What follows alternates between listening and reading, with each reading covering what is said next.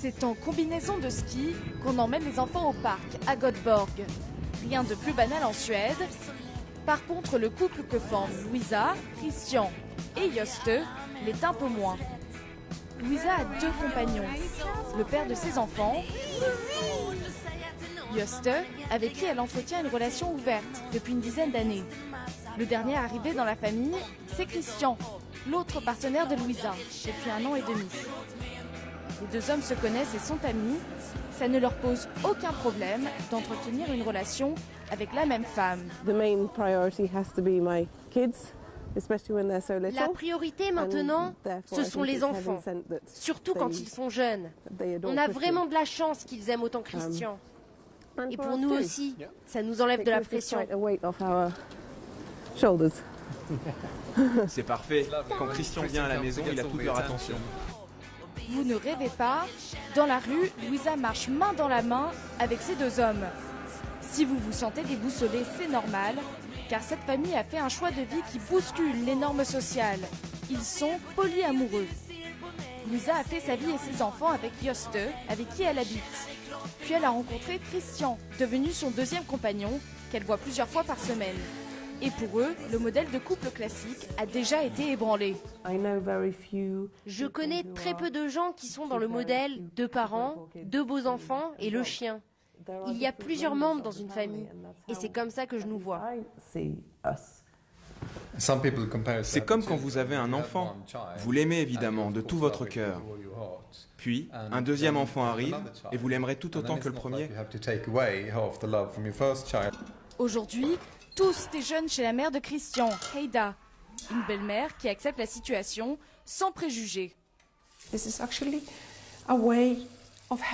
tout simplement une façon de fonder une famille. Ils s'aiment. Christian et Juste sont amis. Louisa les aime tous les 2. Ça marche. Dès la maternelle, la plupart des petits Suédois apprennent qu'il existe des modèles de famille non traditionnels. Pas si étonnant en Suède, pays champion des avancées sociales. L'égalité homme-femme y est une priorité nationale et l'adoption par les couples homosexuels est autorisée depuis plus de 10 ans. Plusieurs fois par mois, ce café accueille des polyficas, des cafés-rencontres pour les polyamoureux qui viennent discuter de leur choix, encore minoritaire, en attendant qu'ils soient mieux compris du grand public. L'occasion aussi de se moquer d'une certaine hypocrisie. Les Français m'ont beaucoup inspiré. Ils ont toujours eu leur histoire de maîtresse, même vos présidents.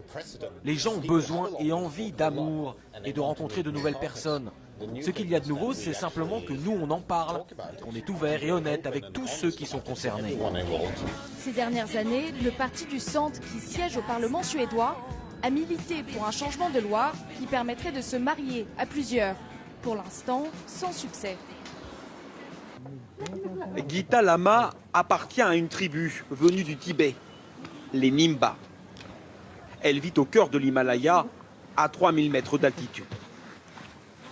Et surtout, comme le veut la tradition, Gita n'a pas épousé un seul homme, mais toute une fratrie. Elle est donc mariée à Bahadur, mais aussi à son frère aîné, Tenjin. On se connaît depuis toujours. On jouait déjà ensemble quand on était petits. Puis, au fur et à mesure, on est tombés amoureux. C'est pour ça qu'on s'est mariés. Donc je suis tombée amoureuse de cet homme. Mais je suis aussi mariée à lui. On vit ensemble tous les 3. Bahadur, le plus jeune des 2 frères, n'avait que 16 ans au moment du mariage. Il n'a pas eu son mot à dire. Et s'est retrouvé marié du jour au lendemain. J'étais tout petit quand mes parents sont décédés. C'est mon grand frère qui s'est occupé de moi. Je ne pouvais pas partir. Alors je suis resté avec lui et ma belle-sœur. Puis en vivant avec eux, j'ai commencé à tomber amoureux d'elle. C'est pour ça que je vis encore avec eux. Ce type de mariage est unique au monde. C'est ce qu'on appelle la polyandrie fraternelle. Gita dit n'avoir jamais connu de problème de jalousie entre les frères. Tout est une question d'organisation. J'ai ma propre chambre et chacun de mes maris a aussi sa chambre. Donc je peux dormir toute seule. Après, si l'un en a envie, il peut me rejoindre dans ma chambre. Tous les enfants ont donc une maman et plusieurs papas, sans que cela ne pose le moindre problème. Gita a eu 7 enfants. Ce soir, Kunga, 26 ans, vient rendre visite à ses parents. Et donc, lequel est votre père? Qu'est-ce que je peux bien répondre à cette question? Vous avez bien un père biologique? Mais ça ne marche pas du tout comme ça ici. Je les considère tous les deux comme mes pères, autant l'un que l'autre. Je les aime tous les deux autant.